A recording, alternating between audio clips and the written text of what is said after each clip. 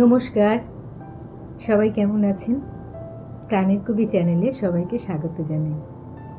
আপনারা প্লিজ গোরা উপন্যাসটি ধারাবাহিকভাবে শুনবেন আর আমার পাশে থাকবেন। আজকে আমি ৬০তম অধ্যায় থেকে পাঠ শুরু করছি। গোরা যে আজ আসিবে সুচরিতা তাহা নিশ্চয়ই জানিত। ভোরবেলা হইতে তাহার বুকের ভিতরটা কাঁপিয়া উঠিতেছে। সুচরিতার মনে গোরার আগমন প্রত্যাশার আনন্দের সঙ্গে যেন একটা ভয় জড়িত ছিল। কেননা গোরা তাহাকে যেদিকে টানিতেছিল এবং আর শৈশব তাহার জীবন আপনার শিকড় ও সমস্ত ডালপালা লইয়া যেদিকে বাড়িয়া উঠিয়াছে, দুইয়ের মধ্যে পদে পদে সংগ্রাম তাহাকে অস্থির করিয়াছিল।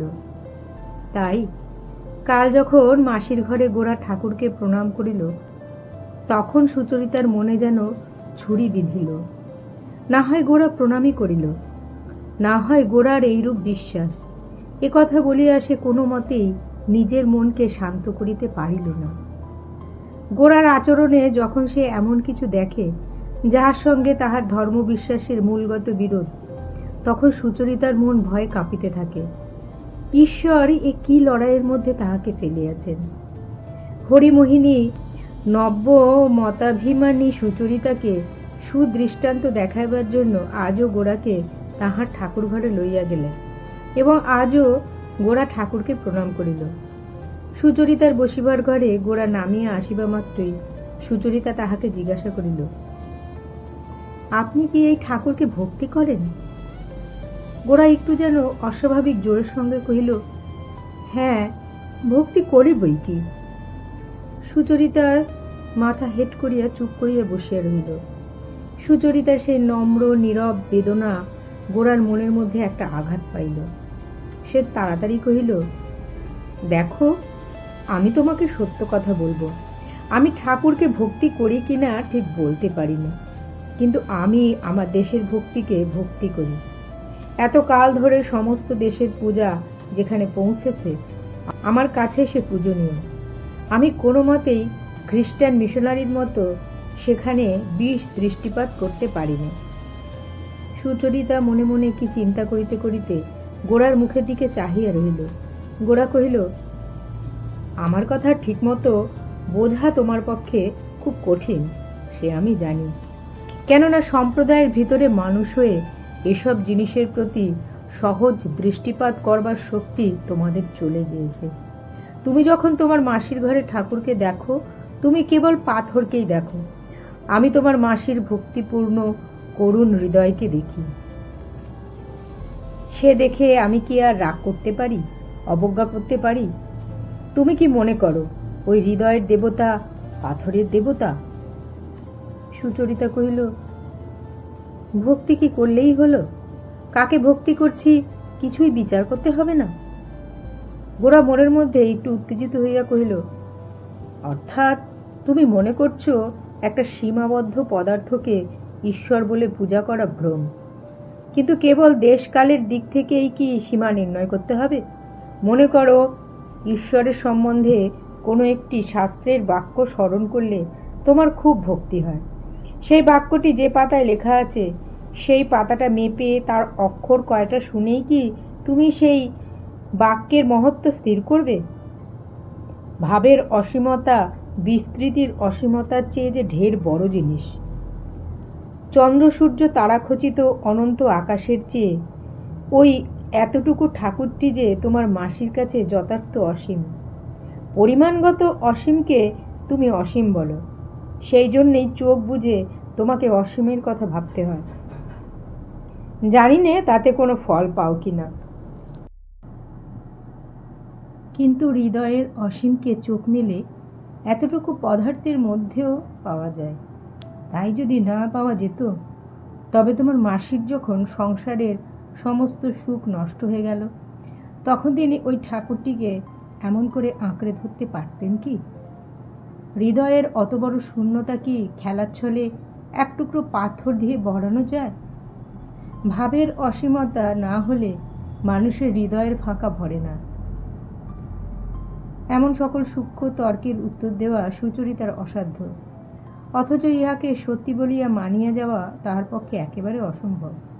এই জন্য কেবল ভাষাহীন প্রতিকারহীন বেদনা তাহার মনে বাজিতে থাকে। বিরুদ্ধ পক্ষের সহিত তর্ক করিবার সময় গোরার মনে কোনো দিন এতটুকু দয়ার সঞ্চার হয় নাই, বরঞ্চ এই সম্বন্ধে শিকারী জন্তুর মতো তাহার মনে একটা কঠোর হিংস্রতা ছিল। কিন্তু সুচরিতার নিরুত্তর পরাভবে আজ তাহার মন কেমন ব্যথিত হইতে লাগিল। সে কণ্ঠস্বরকে কোমল করিয়া কহিল, তোমাদের ধর্মমতের বিরুদ্ধে আমি কোনো কথা বলতে চাইনি। আমার কথাটুকু কেবল এই, তুমি যাকে ঠাকুর বলে নিন্দা করছো, সেই ঠাকুরটি যে কি তা শুধু চোখে দেখে জানা যায় না।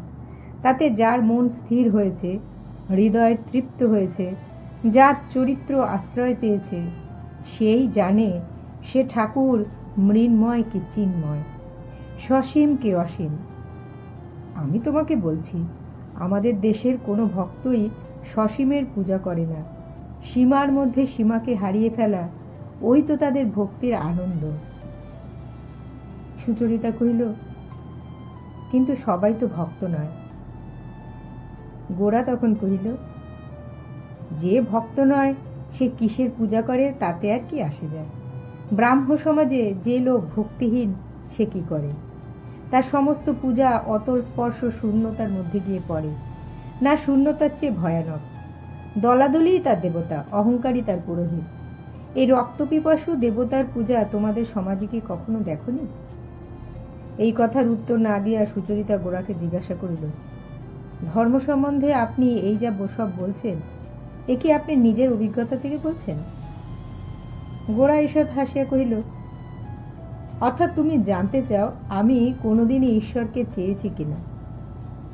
না, আমার মন ওদিকে যায়নি। সুচরিতার পক্ষে এ কথা খুশি হইবার কথা নয়, কিন্তু তবু তাহার মন যেন হাঁপ ছাড়িয়া বাঁচিল। এইখানে জোর করিয়া কোনো কথা বলিবার অধিকার যে গোরার নাই, ইহাতে এক প্রকার নিশ্চিত হইল। গোরা কহিল, কাউকে ধর্মশিক্ষা দিতে পারি এমন দাবি আমার নেই, কিন্তু আমার দেশের লোকের ভক্তিতে তোমরা যে উপহাস করবে এও আমি কোনোদিন সহ্য করতে পারবো না। তুমি তোমার দেশের লোককে ডেকে বলছো তোমরা মূঢ়, তোমরা পৌত্তলিক। আমি তাদের সবাইকে আহ্বান করে জানাতে চাই, না, তোমরা মূঢ় নাও, তোমরা পৌত্তলিক নও, তোমরা জ্ঞানী, তোমরা ভক্ত। আমাদের ধর্মতত্ত্বে যে মহত্ব আছে, ভক্তিতত্ত্বে যে গভীরতা আছে, শ্রদ্ধা প্রকাশের দ্বারা সেইখানেই আমার দেশের হৃদয়কে আমি জাগ্রত করতে চাই। যেখানে তার সম্পদ আছে সেইখানে তার অভিমানকে আমি উদ্ধত করে তুলতে চাই। আমি তার মাথা হেট করে দেব না। নিজের প্রতি তার ধিক্কার জন্মিয়ে নিজের সত্যির প্রতি তাকে অন্ধ করে তুলব না, এই আমার পণ। তোমার কাছেও আজ আমি এই জন্যেই এসেছি। তোমাকে দেখে অবধি একটি নতুন কথা দিবারাত্রি আমার মাথায় ঘুরছে। এত দিন সে কথা আমি ভাবিনি। কেবলই আমার মনে হচ্ছে, কেবল পুরুষের দৃষ্টিতেই তো ভারতবর্ষ সম্পূর্ণ প্রত্যক্ষ হবে না। আমাদের মেয়েদের চোখের সামনে যেদিন আবির্ভূত হবেন, সেই দিনই তাঁর প্রকাশ সম্পূর্ণ হবে। তোমার সঙ্গে একসঙ্গে এক দৃষ্টিতে আমি আমার দেশকে সম্মুখে দেখব, এই একটি আকাঙ্ক্ষা যেন আমাকে দগ্ধ করছে। আমার ভারতবর্ষের জন্য আমি পুরুষ তো কেবলমাত্র খেটে মরতে পারি, কিন্তু তুমি না হলে প্রদীপ জেলে তাকে বরণ করবে কে? ভারতবর্ষের সেবা সুন্দর হবে না তুমি যদি তার কাছ থেকে দূরে থাকো। হায়, কোথায় ছিল ভারতবর্ষ, কোন সুদূরে ছিল সুচরিতা? কোথা হইতে আসিল ভারতবর্ষের এই সাধক? এইভাবে ভোলা তাপস সকলকে ঠেলিয়া কেন সে তাহারই পাশে আসিয়া দাঁড়াইল? সকলকে ছাড়িয়া কেন সে তাহাকেই আহ্বান করিল? কোনো সংশয় করিল না, বাধা মানিল না। বলিল, তোমাকে নহিলে চলিবে না, তোমাকে লইবার জন্য আসিয়াছি। তুমি নির্বাসিত হইয়া থাকিলে যজ্ঞ সম্পূর্ণ হইবে না। সুচরিতার দুই চক্ষু দিয়া ঝরঝর করিয়া জল পড়িতে লাগিল। কেন তাহা সে বুঝিতে পারিল না। গোরা সুচরিতার মুখের দিকে চাহিল। সে দৃষ্টির সম্মুখে সুচরিতা তাহার অশ্রু বিগলিত দুই চক্ষু নত করিয়া রহিল না। চিন্তাবিহীন শিশির মণ্ডিত ফুলের মতো তাহা নিতান্ত আত্মবিস্তৃতভাবে গোরার মুখের দিকে ফুটিয়া রহিল। সুচরিতার সেই সংকোচবিহীন সংশয়বিহীন অশ্রুধারা প্লাবিত দুই চক্ষুর সম্মুখে ভূমিকম্পে পাথরের রাজপ্রাসাদ যেমন টলে, তেমন করিয়া গোরা সমস্ত প্রকৃতি যেন টলিতে লাগিল। গোরা প্রাণপণ বলে আপনাকে সংবরণ করিয়া লইবার জন্য মুখ ফিরাইয়া জানলার বাহিরের দিকে চাহিল। তখন সন্ধ্যা হইয়া গিয়াছে। গলির রেখা সংকীর্ণ হইয়া যেখানে বড় রাস্তায় পড়িয়াছে, সেখানে খোলা আকাশে কালো পাথরের মতো অন্ধকারের তারা দেখা যাইতেছে। সেই আকাশখণ্ড, সেই কটি তারা গোরার মনকে আজ কোথায় বহন করিয়া লইয়া গেল। সংসারের সমস্ত দাবি হইতে এই অভ্যস্ত পৃথিবীর প্রতিদিনের সুনির্দিষ্ট কর্মপদ্ধতি হইতে কত দূরে। রাজ্য সাম্রাজ্যের কত উত্থান পতন, যুগ যুগান্তরের কত প্রয়াস ও প্রার্থনাকে বহু দূরে অতিক্রম করিয়া ওই অংশটুকু আকাশ এবং ওই কটি তারা সম্পূর্ণ নির্লিপ্ত হইয়া অপেক্ষা করিয়া আছে। অথচ অতল স্পর্শ গভীরতার মধ্য দিয়া এক হৃদয় যখন আর এক হৃদয়কে আহ্বান করে, তখন নিভৃত জগৎ প্রান্তের সেই বাক্যহীন ব্যাকুলতা যেন ওই দূরে আকাশ এবং দূর তারাকে স্পন্দিত করিতে থাকে। কর্মরত কলিকাতার পথে গাড়ি ঘোড়া ও পথিকের চলাচল এই মুহূর্তে গোরার চক্ষে ছায়াছবির মতো বস্তুহীন হইয়া গেল। নগরের কোলাহল কিছুই তাহার কানে আর পৌঁছিল না। নিজের হৃদয়ের দিকে চাহিয়া দেখিল, সেও ওই আকাশের মতো নিস্তব্ধ, নিভৃত অন্ধকার। সেখানে জলে ভরা দুইটি সরল সকরুণ চক্ষু নিমেষে হারাইয়া যেন অনাদিকাল হইতে অনন্তকালের দিকে তাকাইয়া আছে। হরিমোহিনীর কণ্ঠ শুনিয়া গোরা চমকিয়া উঠিয়া মুখ ফিরাইল। বাবা, মিষ্টি কিছু মুখে দিয়ে যাও। গোরা তাড়াতাড়ি বলিয়া উঠিল, আজ কিন্তু নয়, আজ আমাকে মাপ করতে হবে, আমি এখনই যাচ্ছি। বলিয়া গোরা আর কোনো কথার অপেক্ষা না করিয়া দ্রুতবেগে বাহিরে চলিয়া গেল। হরিমোহিনী বিস্মিত হইয়া সুচরিতার মুখের দিকে চাহিলেন। সুচরিতা ঘর হইতে বাহির হইয়া গেল। হরিমোহিনী মাথা নাড়িয়া ভাবিতে লাগিলেন, এ আবার কি কাণ্ড। অনতিকাল পরেই পরেশবাবু আসিয়া উপস্থিত হইলেন। সুচরিতার ঘরে সুচরিতাকে দেখিতে না পাইয়া হরিমোহিনীকে জিজ্ঞাসা করিলেন, রাধারানী কোথায়? হরিমোহিনী বিরক্তির কণ্ঠে কহিলেন, কি জানি, এতক্ষণ তো গৌরমোহনের সঙ্গে বসবার ঘরে আলাপ চলছিল, তারপরে এখন বোধ হয় ছাতে একলা পায়চারি হচ্ছে। পরেশ আশ্চর্য হইয়া জিজ্ঞাসা করিলেন, এই ঠান্ডায় এত রাতে ছাতে গেছে? হরিমোহিনী কহিলেন, একটু ঠান্ডা হয়েই নি, এখনকার মেয়েদের ঠান্ডায় অপকার হবে না। হরিমোহিনীর মন আজ খারাপ হইয়া গিয়াছে। তিনি রাগ করিয়া সুচরিতাকে খাইতে ডাকেন নাই। সুচরিতারও আজ সময়ের জ্ঞান ছিল না। হঠাৎ স্বয়ং পরেশবাবুকে ছাতে আসিতে দেখিয়া সুচরিতা অত্যন্ত লজ্জিত হইয়া উঠিল। কহিল, বাবা চলো, নিচে চলো, তোমার ঠান্ডা লাগবে। ঘরে আসিয়া প্রদীপের আলোকে পরেশের উদ্বিগ্ন মুখ দেখিয়া সুচরিতার মনে খুব একটা ঘা লাগিল। এতদিন যিনি পিতৃহীনার পিতা এবং গুরু ছিলেন, আর শৈশবের সমস্ত বন্ধন বিচ্ছিন্ন করিয়া তাহার কাছ হইতে কে আজ সুচরিতাকে দূরে টানিয়া লইয়া যাইতেছে। সুচরিতা কিছুতেই যেন নিজেকে ক্ষমা করিতে পারিলেন না। পরেশ ক্লান্তভাবে চৌকিতে বসিলে দুর্নিবার অশ্রুকে গোপন করিবার জন্য সুচরিতা তাহার চৌকির পশ্চাতে দাঁড়াইয়া ধীরে ধীরে তাহার পক্ক কেশের মধ্যে অঙ্গুলি চালনা করিয়া দিতে লাগিল। পরেশ কহিলেন, বিনয় দীক্ষা গ্রহণ করতে অসম্মত হয়েছে। সুচরিতা কোনো উত্তর করিল না। পরেশ আবার কহিলেন, বিনয় দীক্ষা গ্রহণের প্রস্তাবে আমার মনে যথেষ্ট সংশয় ছিল, সেই জন্য আমি এতে বিশেষ ক্ষুণ্ণ হইনি। কিন্তু ললিতার কথার ভাবে বুঝতে পারছি, দীক্ষা না হলেও বিনয়ের সঙ্গে বিবাহে সে কোনো বাধা অনুভব করছে না। সুচরিতা হঠাৎ খুব জোরের সহিত বলিয়া উঠিল, না বাবা, সে কখনোই হতে পারবে না, কিছুতেই না। সুচরিতা সচরাচর এমন অনাবশ্যক ব্যগ্রতা প্রকাশ করিয়া কথা কয় না, সেই জন্য তাহার কণ্ঠস্বরে এই আকস্মিক আবেগের প্রবলতায় পরেশ মনে মনে একটু আশ্চর্য হইলেন এবং জিজ্ঞাসা করিলেন, কি হতে পারবে না রাধারানী? সুচরিতা কহিল, বিনয় ব্রাহ্মণ না হলে কোন মতে বিয়ে হবে? পরেশ তখন কহিলেন, হিন্দু মতে। সুচরিতা সবেগে ঘাড় নাড়িয়া কহিল, না না, আজকাল এসব কি কথা হচ্ছে? এমন কথা মনেও আনা উচিত নয়। শেষকালে ঠাকুর পুজো করে ললিতার বিয়ে হবে? এ কিছুতেই হতে দিতে পারবো না। গোরা নাকি সুচরিতার মন টানিয়া লইয়াছে, তাই সে আজ হিন্দু মতে বিবাহের কথায় এমন একটা অস্বাভাবিক আক্ষেপ প্রকাশ করিতেছে। এই আক্ষেপের ভিতরকার আসল কথাটা এই যে, পরেশকে সুচরিতা এক জায়গায় দৃঢ় করিয়া ধরিয়া বলিতেছে, তোমাকে ছাড়িব না, আমি এখনো তোমার সমাজের, তোমার মতের, তোমার শিক্ষার বন্ধন কোনো মতেই ছিঁড়িতে দিব না। পরেশ কহিলেন, বিবাহ অনুষ্ঠানে শালগ্রামের সংসব বাদ দিয়ে বিনয় বিয়ে করতে রাজি হয়েছে। সুচরিতা চৌকির পিছন হইতে আসিয়া পরেশের সম্মুখে চৌকি লইয়া বসিল। পরেশ তাহাকে জিজ্ঞাসা করিলেন, এতে তুমি কি বলো? সুচরিতা একটু চুপ করিয়া কহিল, আমাদের সমাজ থেকে ললিতাকে তাহলে বেরিয়ে যেতে হবে। পরেশ কহিলেন, এই কথা নিয়ে আমাকে অনেক চিন্তা করতে হয়েছে। কোনো মানুষের সঙ্গে সমাজের যখন বিরোধ বাঁধে, তখন দুটো কথা ভেবে দেখবার আছে। দুই পক্ষের মধ্যে ন্যায় কোন দিকে এবং প্রবল কে। সমাজ প্রবল, তাতে সন্দেহ নেই, অতএব বিদ্রোহীকে দুঃখ পেতেই হবে। ললিতা বারংবার আমাকে বলছে, দুঃখ স্বীকার করতে সে যে শুধু প্রস্তুত তা নয়, এতে সে আনন্দ বোধ করছে। এ কথা যদি সত্য হয়, তাহলে অন্যায় না দেখলে আমি তাকে বাধা দেব কি করে?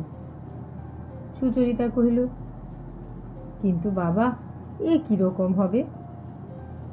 পরেশ কহিলেন, জানি এতে একটা সংকট উপস্থিত হবে, কিন্তু ললিতার সঙ্গে বিনয়ের বিবাহে যখন দোষ কিছু নেই, এমনকি সেটা উচিত, তখন সমাজে যদি বাধে, তবে সে বাধা মানা কর্তব্য নয়, এটাই আমার মনে হচ্ছে।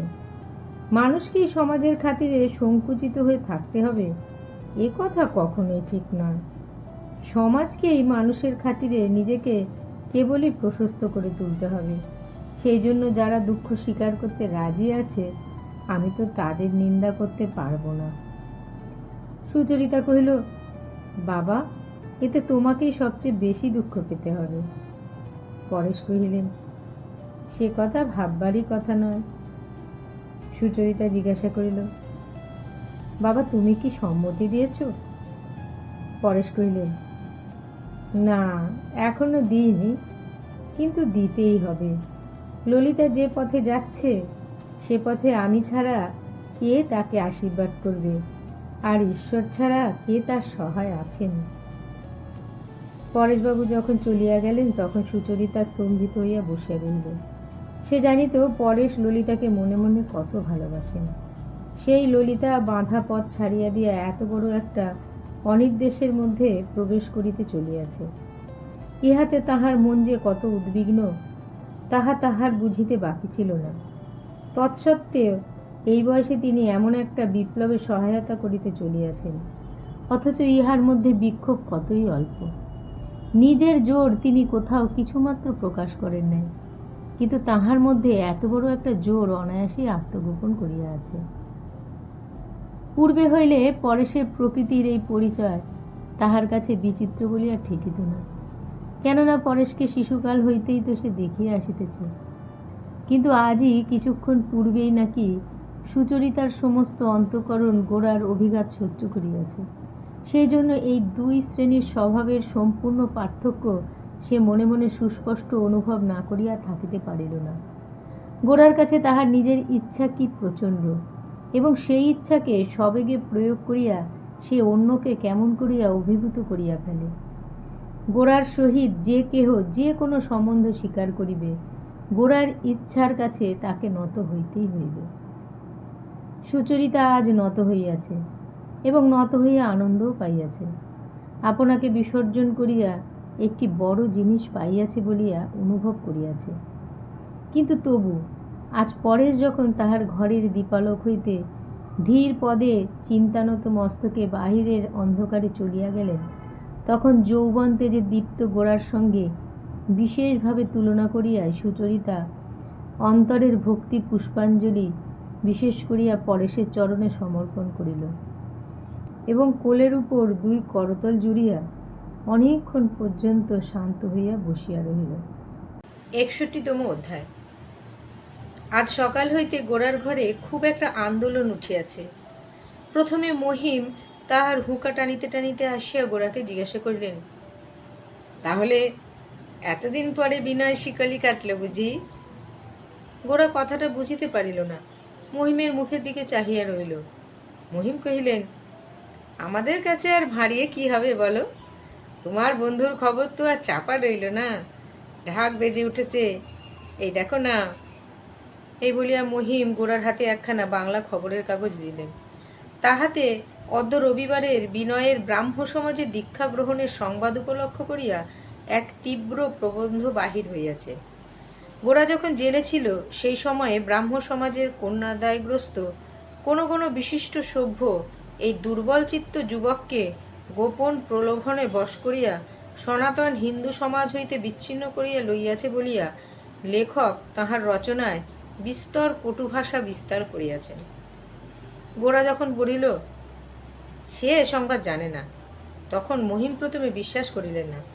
তারপরে বিনয়ের এই গভীর ছদ্ম ব্যবহারে বারবার বিস্ময় প্রকাশ করিয়া বলিতে লাগিলেন এবং বলিয়া গেলেন। স্পষ্ট বাক্যে শশীমুখীকে বিবাহে সম্মতি দিয়া তাহার পরেও যখন বিনয় কথার নড়চড় করিতে লাগিল, তখনই আমাদের বোঝা উচিত ছিল তাহার সর্বনাশের সূত্রপাত হইয়াছে। অবিনাশ হাঁপাইতে হাঁপাইতে আসিয়া কহিল, গৌরমোহনবাবু, এ কি কাণ্ড! এ যে আমাদের স্বপ্নের অগোচর। বিনয়বাবুর শেষকালে।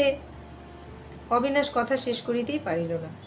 বিনয়ের এই লাঞ্ছনায় তাহার মনে এত আনন্দ বোধ হইতেছিল যে দুশ্চিন্তার ভান করা তাহার পক্ষে দুরূহ হইয়া উঠিয়াছিল। দেখিতে দেখিতে গোরার দলের প্রধান প্রধান সকল লোকই আসিয়া জুটিল। বিনয়কে লইয়া তাহাদের মধ্যে খুব একটা উত্তেজনাপূর্ণ আলোচনা চলিতে লাগিল।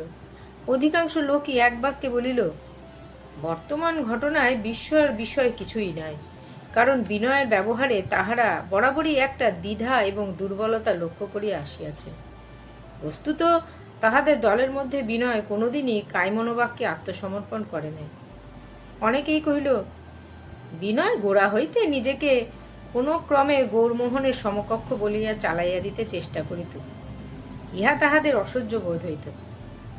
অন্য সকলে যেখানে ভক্তির সংকোচে গৌরমোহনের সহিত যথোচিত দূরত্ব রক্ষা করিয়া চলিত, সেখানে বিনয় গায়ে পড়িয়া গোরার সঙ্গে এমন একটা মাখামাখি করিত যেন সে আর সকলের সঙ্গে পৃথক এবং গোরার ঠিক সমশ্রেণীর লোক।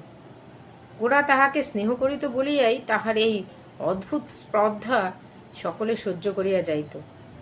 সেই প্রকার অবাধ অহংকারী এইরূপ শোচনীয় পরিণাম হইয়া থাকে। তাহারা কইল, আমরা বিনয়বাবুর মতো বিদ্বান নই, আমাদের অত বেশি বুদ্ধিও নেই, কিন্তু বাপু আমরা বরাবরই যা হয় একটা প্রিন্সিপাল ধরিয়া চলিয়াছি।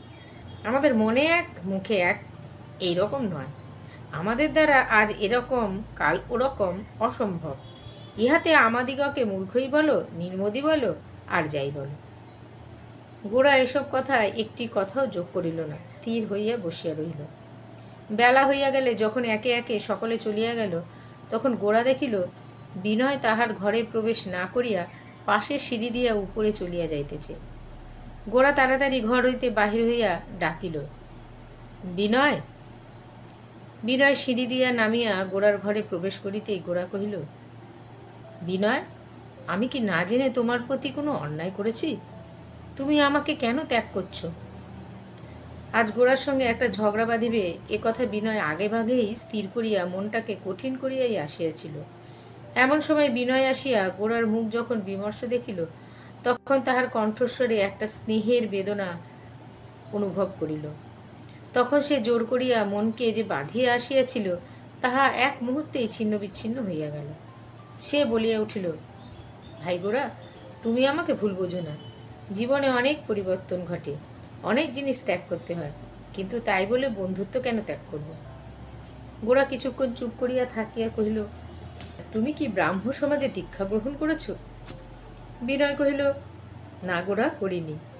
এবং করবও না, কিন্তু সেটার উপর আমি কোনো জোর দিতে চাইনি। গোরা কহিল, তার মানে কি? বিনয় কহিল, তার মানে এই যে আমি ব্রাহ্মধর্মে দীক্ষা নিলুম কি নিলুম না, সেই কথাটাকে অত্যন্ত তুমুল করে তোলবার মতো মনের ভাব আমার আর এখন নেই। গোরা জিজ্ঞাসা করিল, পূর্বেই বা মনের ভাব কিরকম ছিল, আর এখনই বা কিরকম হয়েছে জিজ্ঞাসা করি। গোরার কথা শুনে বিনয়ের মন আবার একবার যুদ্ধের জন্য কোমর বাঁধিতে বসিল। সে কহিল, আগে যখন শুনতুম কেউ ব্রাহ্ম হতে যাচ্ছে, মনের মধ্যে খুব একটা রাগ হতো। সে যেন বিশেষ রূপে শাস্তি পায়, এই আমার ইচ্ছা হতো। কিন্তু এখন আমার তা হয় না। আমার মনে হয় মতকে মত দিয়ে, যুক্তিকে যুক্তি দিয়েই বেঁধে দেওয়াও চলে, কিন্তু বুদ্ধির বিষয়কে ক্রোধ দিয়ে দণ্ড দেওয়া বর্বরতা। গোরা কহিল, হিন্দু ব্রাহ্ম হচ্ছে দেখলে এখন আর রাগ হবে না, কিন্তু ব্রাহ্ম প্রায়শ্চিত্ত করে হিন্দু হতে যাচ্ছে দেখলে রাগে তোমার অঙ্গ জ্বলতে থাকবে। পূর্বের সঙ্গে তোমার এই প্রভেদটা ঘটেছে। বিনয় কহিল, এটা তুমি আমার উপর রাগ করে বলছো, বিচার করে বলছো না। গোরা কহিল, আমি তোমার পরে শ্রদ্ধা করেই বলছি, এরকম হওয়াই উচিত ছিল। আমি হলেও এইরকম হতো। বহুরূপী যেরকম রং বদলায়, ধর্মমত গ্রহণ ও ত্যাগ যদি সেই রকম আমাদের চামড়ার উপরকার জিনিস হতো, তাহলে কোনো কথাই ছিল না। কিন্তু সেটা মর্মের জিনিস বলেই সেটাকে হালকা করতে পারিনি। যদি কোনো রকম বাধা না থাকে, যদি দণ্ডের মাসুল না দিতে হয়, তাহলে গুরুতর বিষয়ে একটা মত গ্রহণ বা পরিবর্তনের সময় মানুষ নিজের সমস্ত বুদ্ধিকে জাগাবে কেন? সত্যকে যথার্থ সত্য বলেই গ্রহণ করছি কি না, মানুষকে তার পরীক্ষা দেওয়া চাই। দণ্ড স্বীকার করতেই হবে। মূল্যটা এড়িয়ে রত্নটুকু পাবে। সত্যের কারবার এমন শৌখিন কারবার নয়। তর্কের মুখে আর কোনো বলগা রহিল না। কথার উপরে কথা, বাণের উপরে বাণের মতো আসিয়া পড়িয়া পরস্পরের সংঘাতে অগ্নিস্ফুলিঙ্গ বর্ষণ করিতে লাগিল। অবশেষে অনেকক্ষণ বাগযুদ্ধের পর বিনয় উঠিয়া দাঁড়াইয়া কহিল, গোরা, তোমার এবং আমার প্রকৃতির মধ্যে একটা মূলগত প্রভেদ আছে। সেটা এতদিন কোনো মতে চাপা ছিল। যখনই মাথা তুলতে চেয়েছে, আমিই তাকে নত করেছি। কেননা আমি জানতুম, যেখানে তুমি কোনো পার্থক্য দেখো, সেখানে তুমি সন্ধি করতে জানো না, একেবারে তলোয়ার হাতে ছুটতে থাকো। তাই তোমার বন্ধুত্বকে রক্ষা করতে গিয়ে আমি চিরদিনই নিজের প্রকৃতিকে খর্ব করে এসেছি। আজ বুঝতে পারছি এতে মঙ্গল হয়নি, এবং মঙ্গল হতেও পারে না। গোরা কহিল, এখন তোমার অভিপ্রায় কি আমাকে খুলে বলো। বিনয় তখন কহিল, আজ আমি একলা দাঁড়ালুম। সমাজ বলে রাক্ষসের কাছে প্রতিদিন মানুষ বলি দিয়ে কোনো মতে তাকে ঠান্ডা করে রাখতে হবে, এবং যেমন করেই হোক তারই শাসন পাশ গলায় বেঁধে বেড়াতে হবে, তাতে প্রাণ থাক আর না থাক, এ আমি কোনো মতে স্বীকার করতে পারবো না। গোরা কহিল, মহাভারতের সেই ব্রাহ্মণ শিশুটির মতো খড়কে নিয়ে বকাসুর বধ করতে বেরোবে, তাই কি? বিনয় কহিল, আমার খড়কেতে বকাসুর মরবে কি না তা জানি নে, কিন্তু আমাকে চিবিয়ে খেতে ফেলবার অধিকার যে তার কাছে আছে, এ কথা আমি কোনো মতেই মানব না। যখন সে চিবিয়ে খাচ্ছে, তখনও না। কহিল, এই সমস্ত তুমি রূপক দিয়ে কথা বলছো, বোঝা কঠিন হয়ে উঠছে। বিনয় কহিল, বোঝা তোমার পক্ষে কঠিন নয়, মানাই তোমার পক্ষে কঠিন। মানুষ যেখানে স্বভাবত স্বাধীন, ধর্ম তো স্বাধীন, আমাদের সমাজ সেখানে তার খাওয়া, শোয়া, বসাকেও নিতান্ত অর্থহীন বন্ধনে বেঁধেছে। একথা তুমি আমার চেয়ে কম জানো তা নয়, কিন্তু এই জবরদস্তিকে তুমি জবরদস্তির দ্বারাই মানতে চাও। আমি আজ বলছি, এখানে আমি আর কারুর জোর মানব না। সমাজের দাবিকে আমি ততক্ষণ পর্যন্ত স্বীকার করব, যতক্ষণ সে আমার উচিত দাবিকে রক্ষা করবে। সে যদি আমাকে মানুষ বলে গণ্য না করে, আমাকে কলের পুতুল করে বানাতে চায়, আমিও তাকে ফুলচন্দন দিয়ে পুজো করব না, লোহার কল বলেই গণ্য করব। গোরা কহিল, অর্থাৎ সংক্ষেপে তুমি ব্রাহ্ম হবে। বিনয় কহিল, না। গোরা কহিল, ললিতাকে তুমি বিয়ে করবে? বিনয় কহিল, হ্যাঁ। গোরা জিজ্ঞাসা করিল, হিন্দু বিবাহ? বিনয় কহিল, হ্যাঁ। গোরা, পরেশবাবু তাতে সম্মত আছেন? বিনয় তার চিঠিটা দেখাইল। গোরা পরেশের চিঠি দুইবার করিয়া পড়িল। তাহার শেষ অংশে ছিল, আমার ভালো মন্দ লাগার কোনো কথা তুলিব না, তোমাদের সুবিধা অসুবিধার কোনো কথাও পারিতে চাই না। আমার মত বিশ্বাস কি, আমার সমাজ কি, সে তোমরা জানো। ললিতা ছেলেবেলা হইতে কি শিক্ষা পাইয়াছে এবং কি সংস্কারের মধ্যে মানুষ হইয়াছে তাও তোমাদের অবিদিত নাই। এ সমস্তই জানিয়া শুনিয়া তোমাদের পথ তোমরা নির্বাচন করিয়া লইয়াছ। আমার আর কিছুই বলিবার নাই। মনে করিও না আমি কিছুই না ভাবিয়া অথবা ভাবিয়া না পাইয়া হাল ছাড়িয়া দিয়াছি।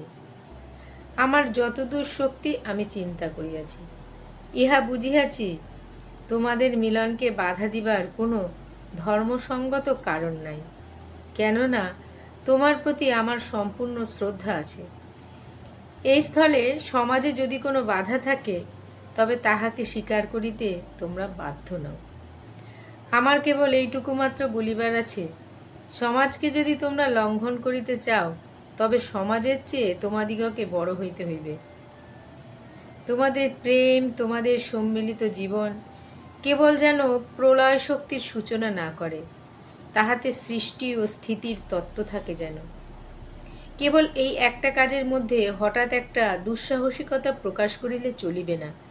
ইহার পরে তোমাদের জীবনের সমস্ত কাজকে বীরত্বের সূত্রে গাঁথিয়া তুলিতে হইবে, নহিলে তোমরা অত্যন্ত নামিয়া পড়িবে।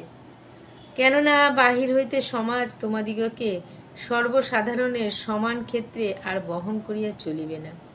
তোমরা নিজের শক্তিতে এই সাধারণের চেয়ে বড় যদি না হও তবে সাধারণের চেয়ে তোমাদিগকে নামিয়া যাইতে হইবে। তোমাদের ভবিষ্যৎ শুভাশুভের জন্য আমার মনে যথেষ্ট আশঙ্কা রহিল, কিন্তু এই আশঙ্কার দ্বারা তোমাদিগকে বাধা দিবার কোনো অধিকার আমার নাই। কারণ পৃথিবীতে যাহারা সাহস করিয়া নিজের জীবনের দ্বারা নব নব সমস্যার মীমাংসা করিতে প্রস্তুত হয় তাহারাই সমাজকে বড় করিয়া তোলে। যাহারা কেবলই বিধি মানিয়া চলে তাহারা সমাজকে বহন করে মাত্র, তাহাকে অগ্রসর করে না। অতএব আমার ভীরুতা, আমার দুশ্চিন্তা লইয়া তোমাদের পথ আমি রোধ করিব না। তোমরা যাহা ভালো বুঝিয়াছ সমস্ত প্রতিকূলতার বিরুদ্ধে তাহা পালন করো। ঈশ্বর তোমাদের সহায় হন।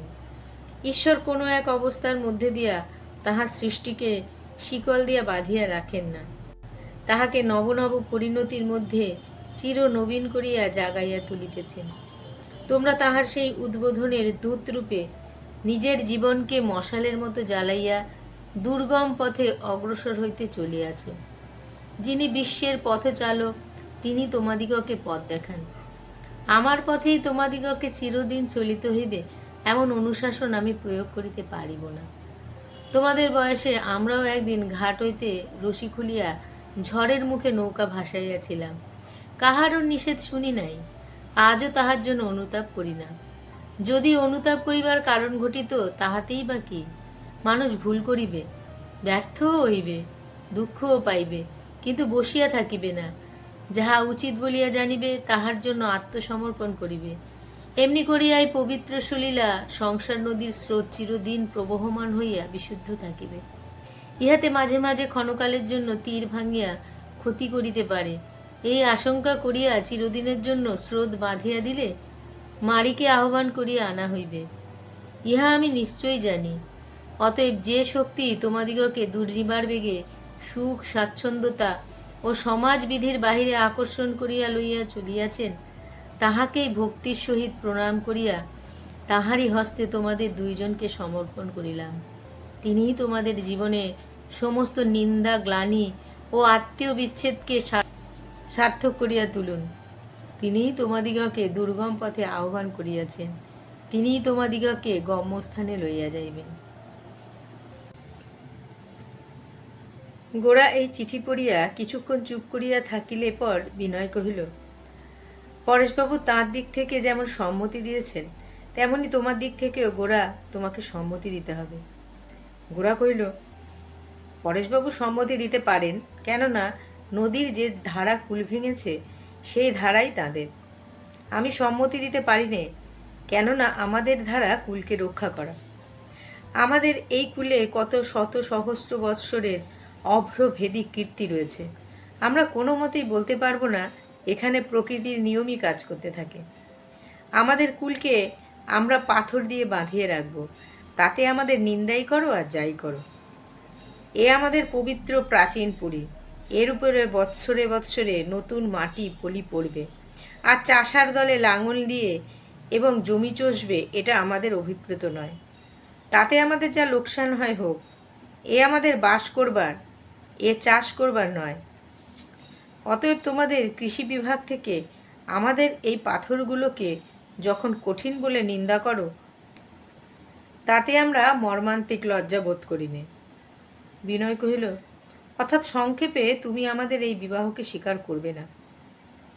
গোরা কহিল, নিশ্চয় করব না। বিনয় কহিল, এবং? গোরা কহিল, এবং তোমাদের ত্যাগ করব। বিনয় কহিল, আমি যদি তোমার মুসলমান বন্ধু হতুম? গোরা কহিল, তাহলে অন্য কথা হতো।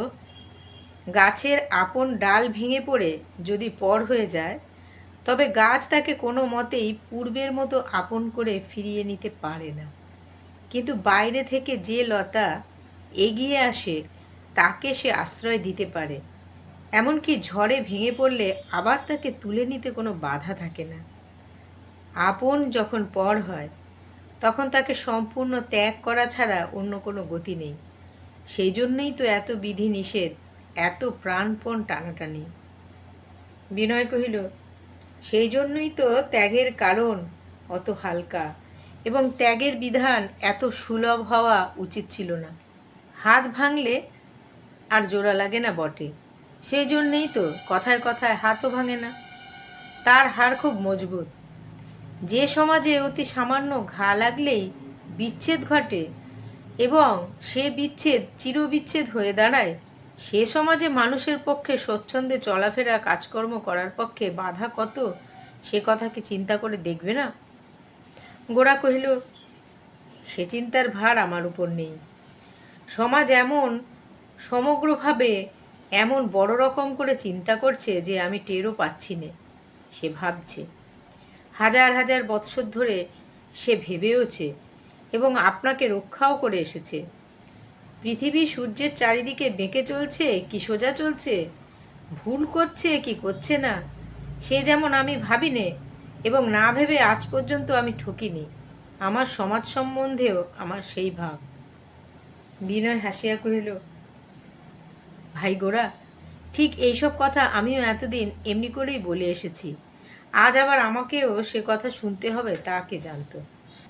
কথা বানিয়ে বলবার শাস্তি আজ আমাকে ভোগ করতে হবে, সে আমি বেশ বুঝতে পেরেছি। কিন্তু তর্ক করে কোনো লাভ নেই। কেননা একটা কথা আমি আজ খুব নিকটের থেকে দেখতে পেয়েছি, সেটি পূর্বে দেখিনি। আজ বুঝেছি মানুষের জীবনের গতি মহানদীর মতো। সে আপনার বেগে অভাবনীয় রূপে এমন নতুন নতুন দিকে পথ করে নেয়, যেদিকে পূর্বে তার স্রোত ছিল না। এই তার গতির বৈচিত্র্য, তার অভাবনীয় পরিণতি বিধাতার অভিপ্রায়। সে কাটা খাল নয়, তাকে বাঁধা পথে রাখা চলবে না। নিজের মধ্যে এই কথাটা একেবারে প্রত্যক্ষ হয়েছে। তখন কোনো সাজানো কথায় আর আমাকে কোনোদিন ভোলাতে পারবে না। গোরা কহিল, পতঙ্গ যখন বহ্নির মুখে পড়তে চলে, সেও তখন তোমার মতো ঠিক ওই রকম তর্কই করে। অতএব তোমাকে আমি আজ বোঝাবার কোনো বৃথা চেষ্টা করব না। বিনয় চৌকি ছাড়িয়া উঠিয়া কহিল, সেই ভালো, তবে চললুম। একবার মার সঙ্গে দেখা করে আসি। বিনয় চলিয়া গেল। মহিন ধীরে ধীরে ঘরে আসিয়া প্রবেশ করিলেন।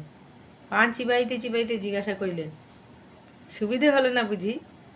হবেও না। কতদিন থেকে বলে আসছি সাবধান হও, বিগড়াবার লক্ষণ দেখা যাচ্ছে। কথাটা কানেই আনলে না। সেই সময় জোরজার করে কোনো মতে শ্বশুরমুখীর সঙ্গে ওর বিয়েটা দিয়ে দিতে পারলে আর কোনো কথাই থাকতো না। কিন্তু কাকস্য পরিবেদনা, বলি কাকে আর? নিজে যেটি বুঝবে না সে তো মাথা করেও বুঝানো যাবে না। এখন বিনয়ের মতো ছেলে তোমার দল ভেঙে গেল, এ কি কম আফসোসের কথা? গোরা কোনো উত্তর করিল না। মহিম কহিলেন, তাহলে বিনয়কে ফেরাতে পারলে না? বা যাক, কিন্তু শশীমুখীর সঙ্গে ওর বিবাহের কথাটা নিয়ে কিছু বেশি গোলমাল হয়ে গেছে। এখন শশীর বিয়ে দিতে দেরি হলে আর চলবে না। জানোই তো আমাদের সমাজের গতি, যদি একটা মানুষকে কায়দায় পায় তবে তাকে নাকের জলে চোখের জলে এই করে ছাড়ে। তাই একটি পাত্র, না তোমার ভয় নেই, তোমাকে ঘটকালি করতে হবে না, সে আমি নিজেই ঠিকঠাক করে নিয়েছি। গোরা জিজ্ঞাসা করিল, পাত্রটি কে? মহিম কহিলেন, তোমাদের অবিনাশ। গোরা কহিল, সে রাজি হয়েছে? মহিম কহিলেন, রাজি হবে না? এ কি তোমার বিনয় পেয়েছ? যাই বলো, দেখা গেল তোমার দলের মধ্যে এই অবিনাশ ছেলেটি তোমার ভক্ত বটে। তোমার পরিবারের সঙ্গে তার যোগ হবে এ কথা শুনে সে তো আহ্লাদে নেচে উঠল। বললে, এ আমার ভাগ্য, এ আমার গৌরব। টাকা কড়ির কথা জিজ্ঞাসা করলুম, সে এমনি কানে হাত দিয়ে বললে, মাপ করবেন, ওসব কথা আমাকে কিছুই বলবেন না। আমি বললাম, আচ্ছা, সেসব কথা তোমার বাবার সঙ্গে হবে। তার বাপের কাছেও গিয়েছিলুম। ছেলের সঙ্গে বাপের অনেক তফাৎ। টাকার কথায় বাপ মোটেই কানে হাত দিলে না, বরঞ্চ এমনি আরম্ভ করলে যে আমারই কানে হাত উঠবার যোগ। ছেলেটিও দেখলুম এ সকল বিষয়ে অত্যন্ত পিতৃভক্ত, একেবারে পিতাহি পরমং তপ। তাকে মধ্যস্থ রেখে কোনো ফল হবে না। এবারে কোম্পানির কাগজটা না ভাঙিয়ে কাজ সারা হলো না। তা যাই হোক, তুমিও অবিনাশকে দুই একটা কথা বলে দিও, তোমার মুখ থেকে উৎসাহ পেলে। গোরা কহিল, টাকার অঙ্ক তাতে কিছু কমবে বলে মনে হয় না। মহিম কহিলেন, তা জানি, পিতৃভক্তিটা যখন কাজে লাগাবার মতো হয় তখন সামলানো বড় শক্ত। গোরা জিজ্ঞাসা করিল, কথাটা পাকা হয়ে গেছে? মহিম কহিল, হ্যাঁ। গোরা, দিনক্ষণ একেবারে স্থির? মহিম, স্থির বই কি, মাঘের পূর্ণিমা তিথিতে, সে আর বেশি দেরি নেই। বাপ বলেছেন হিরে মানিকে কাজ নেই, কিন্তু খুব ভারী সোনার গয়না চাই। এখন কি করলে সোনার দর না বাড়িয়ে সোনার ভার বাড়াতে পারি, শ্যাকরার সঙ্গে কিছুদিন তারই পরামর্শ করতে হবে। গোরা কহিল, কিন্তু এত বেশি তাড়াতাড়ি করবার কি দরকার আছে?